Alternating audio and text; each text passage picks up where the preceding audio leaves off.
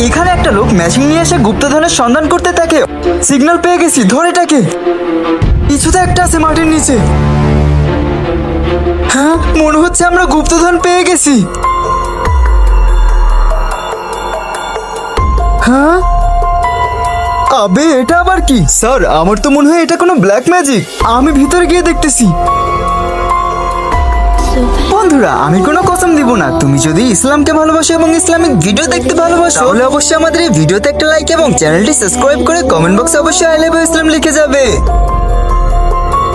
ভাই, আমার তো অনেক ভয় করতেছে। কি থাকতে পারে এই হাড়ির ভিতর? আরে স্যার, আপনি তো পৌঁছে গেছেন, খুলে দেখুন না। আগে মোমবাতি লেভাবো নাকি হাড়িটাকে খুলবো? আরে যা করার করো, খোলো তো আগে এটাকে। কি হয়েছে? মনে হচ্ছে কেউ এসেছে, আমি দেখতেছি। আবে, আমাকে একা একা ছেড়ে যাস না এখানে। আজ কিন্তু বাবা গ্যারান্টি দিছে, আজকে এখানে আমরা গুপ্তধন পেয়েই ছাড়বো। তুই আগে এটা বল, তুই কি গুপ্তধনের আশেপাশে মোমবাতি জ্বালিয়ে রেখেছিলি? ভাই, আপনাকে ডাকার আগে গুপ্তধনের আশেপাশে মোমবাতি জ্বালিয়ে রেখেছি।